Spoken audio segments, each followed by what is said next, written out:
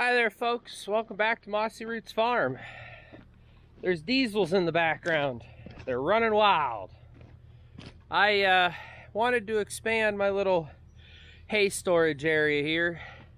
It used to come right about this line-ish and go there. I wanted to kind of square it off. Eventually, I wouldn't hate the idea of moving this box or getting rid of it altogether, putting a driveway in here, or getting a 14-foot shipping container and coming all the way back with it. So that's why I wanted to expand this. I'm using big gravel. This is 3-inch and under stuff because the little stuff will freeze to the round bale bottoms, and this bigger stuff is at least big enough that I don't think a cow would attempt to eat it. I mean, there's rocks that are almost the size of my fist in here, and I think a cow would be smart enough to not put that in their mouth. Although I do have jerseys, and I'm sure you've got to prove me wrong with your jersey stories. We're just gonna spread this out with a tractor real quick, and we're going to, I got the dump trailer, over there somewhere behind the building. And we're gonna unload more if we need it, or whatever I end up doing. And then once I'm done with that, we're gonna throw all the round bales in here, because that's the whole point of this, is get them stacked up. And one of the things is I was told never to store my hay the way I'm gonna store it. It's the worst thing in the world. And then I did it, and it was the absolute best thing in the world. So, and again, this was from a farmer that's probably got 50, 60 years experience. And well, I know I have a YouTube channel up that says experience does not mean ability, or does not equal abilities.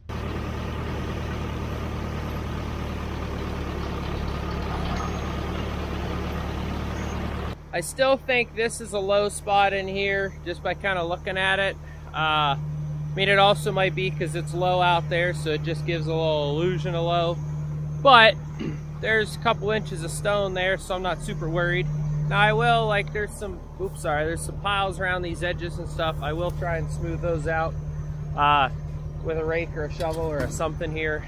And I'd like to maybe just pull a little bit more this way, maybe take some from here or whatever. I am not really good with grading, especially with the old deer with the bucket there. A skid steer would be way easier because you're closer to the bucket, you can see your work that you're doing. It'd be way easier, but sitting way up high on that tractor, it's real hard. Plus, these ridges right here, I don't know if you can actually see those. I just made that with the tractor, so driving on this is not gonna help any of this at all. Like here, I still have a low spot from where I drove the tractor in here. So I have thought about throwing down some, I don't know, 3/4 to dust or something on it, just to let it filter in through the rocks and then let it kind of lock into place. You would normally throw this stuff down on dirt, and then the dirt would squish through it, and then it would actually harden that way, but I'm not going to be able to do that here, because it's, well, there's like 3, 4, 6 inches right there. And all of this dirt that you see on top is just going to get washed down anyhow. So, but anyways, I'm gonna rake this a little smoother and call her good on that department. And then I need to go switch over to the spear so I can start putting round bales over here. Well, guys, this is very interesting. Hi, cats. Apparently, instead of a clown car, we got clown round bales. I struggled and struggled and struggled with these round bales. Things that I've learned. First of all, the plastic wrap bales, which, let's see if you can see that. I absolutely hate those. They have no traction when you put a round bale on top and try and pull the spear out. Absolutely hate every second of it. I'm never, ever, ever going to get those again. Or if I do, I'm pulling the plastic off. So that was number one. Number two, when I added my extension, hi Mama Cat, apparently I didn't get it level. It slopes to the back. So back there it slopes down, and up here it's like this the whole way down from front to back. Which means that my round bales fell that way a lot.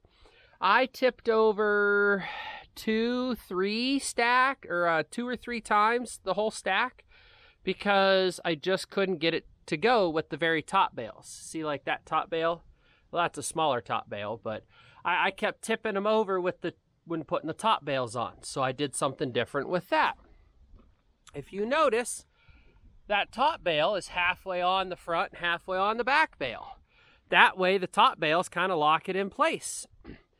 So that's the third thing that I've done differently this time around. Now, I don't think I would have had to have done that if I would have had a level pad, because last year I never had to do that.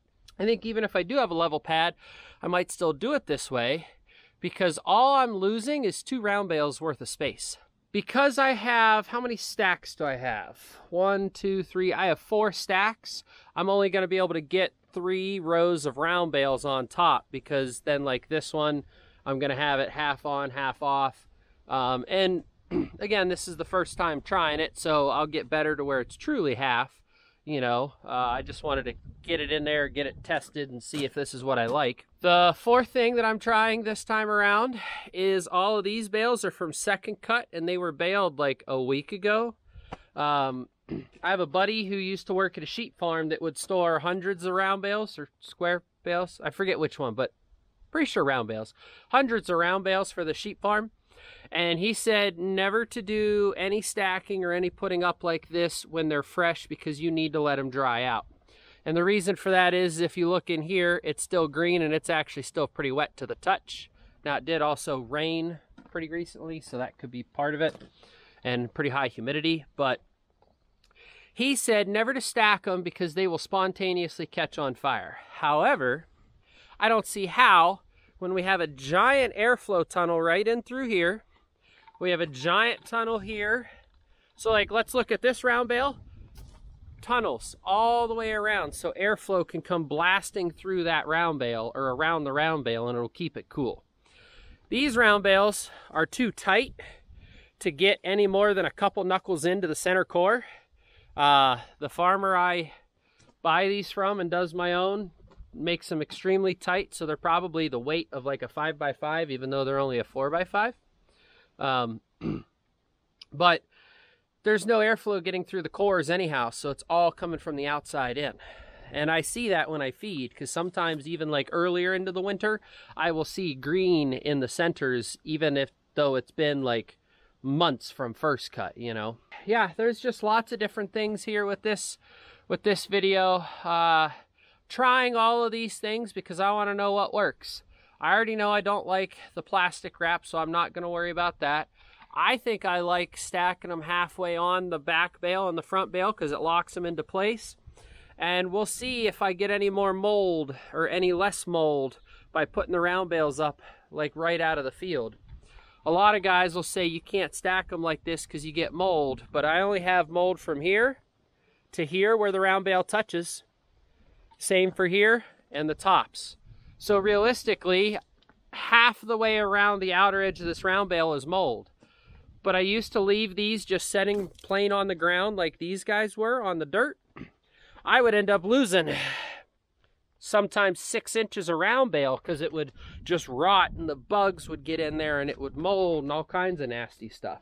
And I should say too, so yes, it might only mold right here, but this is going to be completely and utterly dry. So I'm not even going to have the loss on the outer edge of this round bale right here. And that's why I wanted to gap them like this as well. So I got the airflow and I kept it from having all that loss. So finish this video and let you guys know that yes, it's like 4 days later since I started this video. So thank you guys so much for watching. See you on the next one.